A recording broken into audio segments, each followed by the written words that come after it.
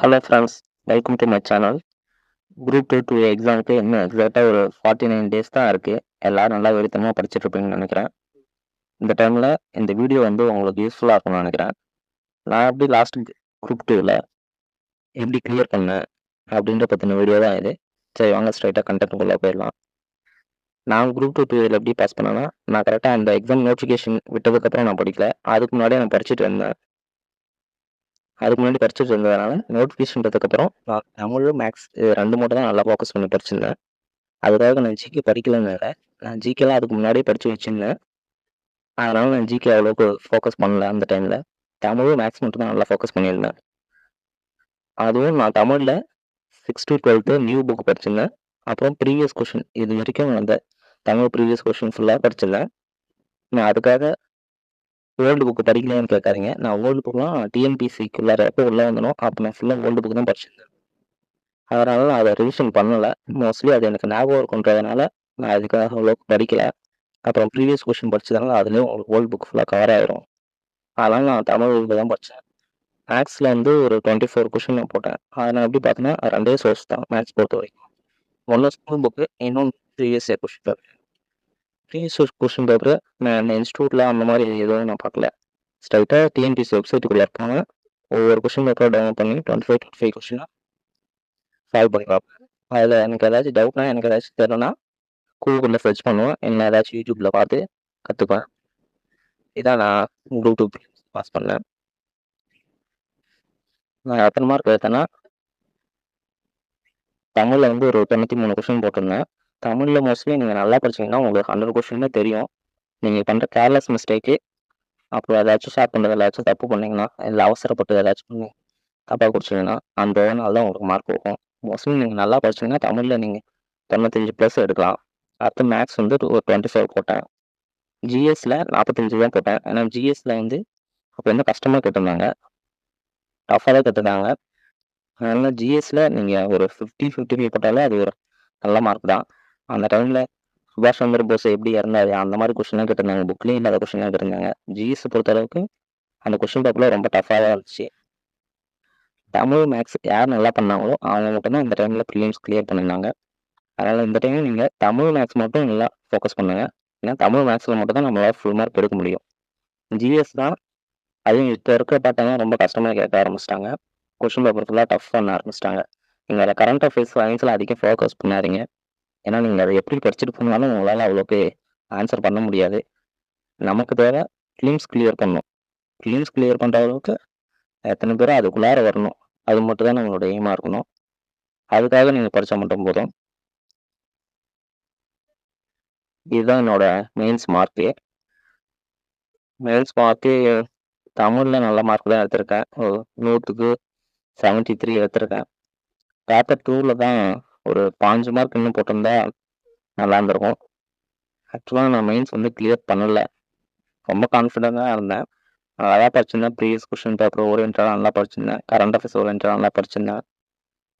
என்னை பொறுத்த வரைக்கும் நல்லா 100% எஃபர்ட் போட்டு நல்லா பண்ணியிருந்தேன். கான்ஃபிடென்ட்டாக இருந்தால் வந்துடும்னே. ரிசல்ட் எனக்கு பார்த்தா ஒன்றும் அந்த சேஃப் ஜோன் அதுக்குள்ளார வரல நான். ரொம்ப வெக்ஸ் ஆகிடுச்சு. அதுலேருந்து சரி விட்டதை பிடிக்கலாம்னு சொல்லி இந்த எக்ஸாம்ஸை நல்லா ப்ரிப்பேர் பண்ணிகிட்ருக்கேன். இதால் உங்களுக்கெல்லாம் யூஸ் ஆக போகுது இந்த சேனலில் அப்படின்னு பார்க்கலாம். இதில் வந்து நான் என்ன பண்ணலான்னு இருக்கேன்னா, என்கிட்ட என்னென்ன நோட்ஸ் இருக்கோ, எனக்கு நான் இது வரைக்கும் படித்த வரைக்கும் எனக்கு என்ன எக்ஸ்பீரியன்ஸ் இருக்கோ, என்னால் முடிஞ்ச அளவுக்கு உங்களுக்கு நான் ஹெல்ப் பண்ணுறேன். எப்படி படிக்கணும், எப்படி ரிவிஷன் பண்ணணும், எப்படி நோட்ஸ் எடுக்கணும், ப்ரீவியஸ் கொஷின் பேப்பர் எப்படி பார்க்கணும், அதை எப்படி அனலைஸ் பண்ணணும், இந்த மாதிரி டிஎன்பிசிக்கான பேசிக்கான விஷயங்கள் எல்லாம் அப்லோட் பண்ணுறேன். எக்ஸாம் பாயிண்ட் ஆஃப் வியூவில் என்ன பார்க்க முடியுமோ அந்த மாதிரி வீடியோ அப்லோட் பண்ணுறேன். அதை நீங்கள் பாருங்கள். இது குறிப்பாக யாருக்காகனா டிஎன்பிசி புதுசாக படிக்க வந்தவங்களுக்கும் அப்புறம் வீட்லேயே இந்த படிக்கிறவங்களுக்கும் அவங்களுக்காக தான். நீங்கள் டிஎன்பிசி புதுசாக படிக்க வந்திருந்தீங்கன்னா எவன் சொல்கிறதையும் கேட்காதீங்க. உன்னால் முடியாது அந்த மாதிரி நிறையா பேர் சொல்லிகிட்டு இருப்பானுங்க. இன்னும் 50 நாள் தான் இருக்குது, படித்து கிளியர் பண்ண முடியுமா அப்படின்னு எவனாச்சும் அது இதுன்னு ஏதாச்சும் சொல்லிக்கிட்டே இருப்பானுங்க. அதெல்லாம் எதையும் காதில் வாங்காமல் நீங்கள் உங்கள் வேலையை கரெக்டாக பாருங்கள். ரிசல்ட் உங்களுக்கு கரெக்டாக வரும். நல்லா வெறித்தனமாக படிங்க. ஒரு 49 டேஸ் தான் இருக்குது. எதை படித்தா மார்க் வரும் அப்படின்னு தெரிஞ்சு படிங்க. நான் இன்னும் வர வீடியோஸில் அப்லோட் பண்ணுறேன் எப்படி படிக்கணும்னு, எதை படித்தா கிளியர் பண்ணலாம் அப்படின்னு வர வீடியோஸில் அப்லோட் பண்ணுறேன். நீங்கள் என்னோடய சேனலை சப்ஸ்கிரைப் பண்ணி வச்சுக்கோங்க. தமிழில் வந்து 6 to 12 நியூ புக்கு படிங்க. அடுத்து பார்த்தீங்கன்னா மேக்ஸ் ஃபஸ்ட்டு ஸ்கூல் புக்கை முடிங்க.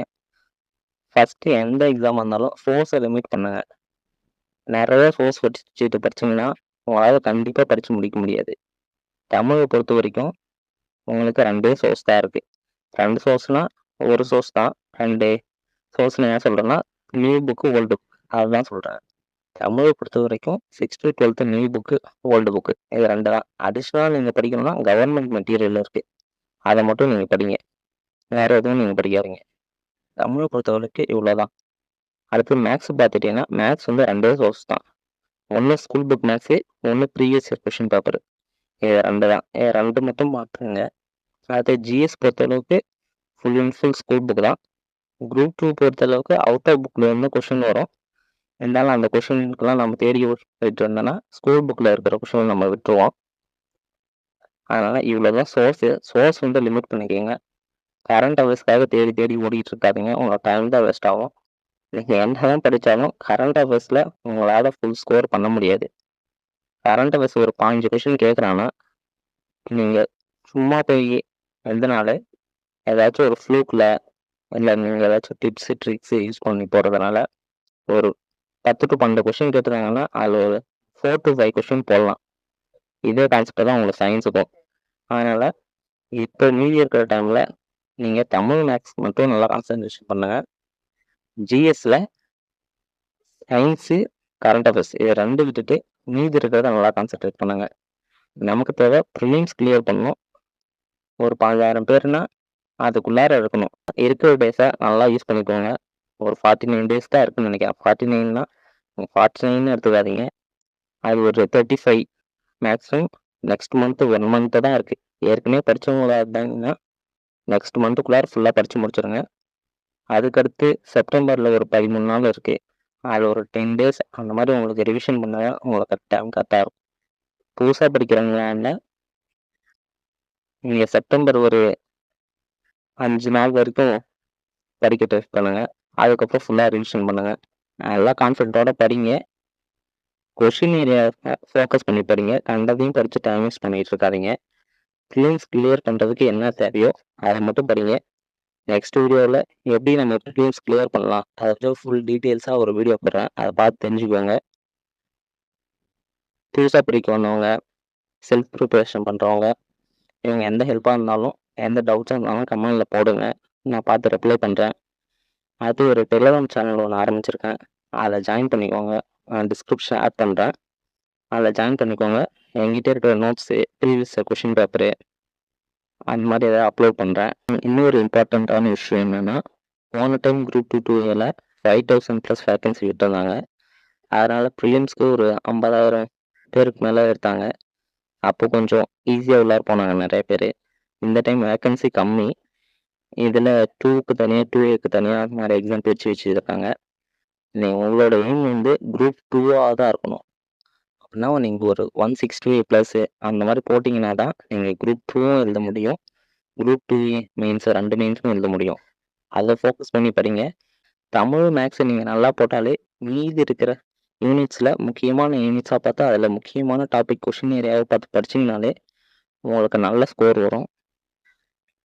எந்தெந்த யூனிட்ஸ்லாம் படிக்கணும், எந்த இதெல்லாம் கொஷின் ஏரியா, எந்த யூனிட்ஸ்லாம் படித்தா அதிக கொஷின்ஸ் அட்டன் பண்ண முடியும், அந்த மாதிரி நான் வேறு வீடியோஸில் அப்லோட் பண்ணுறேன்.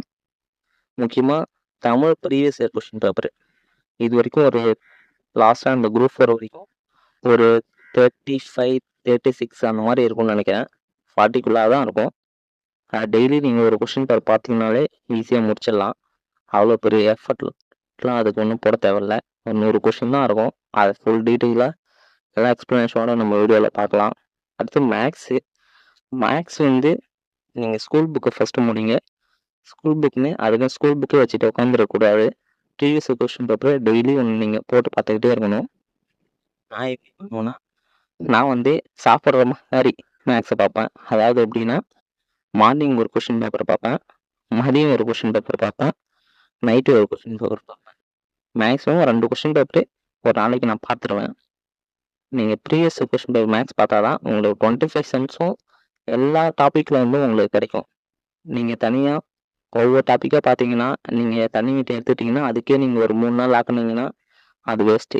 இதே ஒரே நாளில் அந்த 25 சம்மில் உங்களுக்கு 25 மாடல் சம்ஸ் இருக்கும். அப்படி நீங்கள் பார்த்துட்டே இருந்தீங்கன்னா உங்களால் ஈஸியாக நீங்கள் 25 அவுட் ஆஃப் 25 போட முடியும். இப்போலாம் ரீசனிங்கும் கொஞ்சம் அதிகமாக கேட்க ஆரம்பிச்சிட்டாங்க. அதுக்கு ப்ரீவியஸ் கொஷின் தான் நம்மக்கிட்ட இருக்க சோர்ஸு. ஏன்னா நம்மக்கிட்ட யாருக்கிட்டையும் ஆர்எஸ் ஐவரோட புக்கு அந்த மாதிரி எந்த புக்கும் இருக்காது. ப்ரீவியஸ் கொஷின் பேப்பரு, அப்புறம் எக்ஸாம் டைமில் நாம் எப்படி நம்மளோட ஐக்யூ யூஸ் பண்ணி சால்வ் பண்ணணும், அதை வச்சு தான் நம்ம ரீசனிங் போட முடியும். அதனால் தமிழ் மேக்ஸ் மட்டும் நல்லா படிங்க. அடுத்து polity, unit 8, unit 9, INM, history, geography, இதெல்லாம் எதெல்லாம் முக்கியமான ஏரியாஸோ அதை சூஸ் பண்ணி படிங்க. வர வீடியோஸில் அது எப்படிலாம் படிக்கணும்னு சொல்கிறேன். இந்த வீடியோ உங்களுக்கு பிடிச்சிருந்துச்சுன்னா லைக் பண்ணுங்கள். உங்களை மாதிரி படிக்கிற உங்களோட ஃப்ரெண்ட்ஸ்க்கும் ஷேர் பண்ணுங்கள். மறக்காமல் சப்ஸ்கிரைப் பண்ணியிருக்கோங்க. நல்லா படிங்க. இந்த அரசியல், சினிமா அப்டேட்ஸு இந்த மாதிரிலாம் போய் பார்த்துக்கிட்டு டைம் வேஸ்ட் பண்ணாதீங்க. நல்லா இன்னும் ஒரு 49 டேஸ் தான் இருக்குது. நல்லா படித்து ப்ரிலிம்ஸ் கிளியர் பண்ணுற வழியை பாருங்க. நல்லா படிங்க. இப்போ நீங்கள் டைம் வேஸ்ட் பண்ணாமல் படித்தா மட்டும்தான் பாஸ் பண்ண முடியும். டைம் வேஸ்ட் பண்ணிங்கன்னா அந்த டைம் திரும்ப கிடைக்கவே கிடைக்காது. அதுக்கப்புறம் உட்காந்து ஃபீல் பண்ணுவீங்க, ஐயோ ஒரு 10 நாளுக்கு முன்னாடி இந்த மாதிரி நல்லா படிச்சிருந்துருக்கலாம், அப்போது நல்லா படிச்சிருந்தா பாஸ் பண்ணியிருக்கலாம் அப்படின்னு அப்போ உட்காந்து ஃபீல் பண்ணுறதை விட இப்போ நீங்கள் நல்லா படிக்க ஆரம்பிச்சிங்கன்னா கண்டிப்பாக ப்ரிலிம்ஸ் கிளியர் பண்ணிடலாம். ப்ரிலிம்ஸ் கிளியர் பண்ணதுக்கப்புறம் மெயின்ஸுக்கு என்ன தேவையோ அதுக்கப்புறம் அதை நம்ம பார்த்துக்கலாம். இப்போதைக்கு ப்ரிலிம்ஸ் கிளியர் பண்ணுற வேலையை மட்டும் பாருங்கள். அதிக டைம் வேஸ்ட் பண்ணாதீங்க. நெக்ஸ்ட் வீடியோவில் உங்களுக்கு தமிழ் எப்படி 95+ போடுறதுன்னு ஒரு வீடியோ அப்லோட் பண்ணுறேன். அதில் நம்ம மீட் பண்ணலாம். ஓகே, பாய்.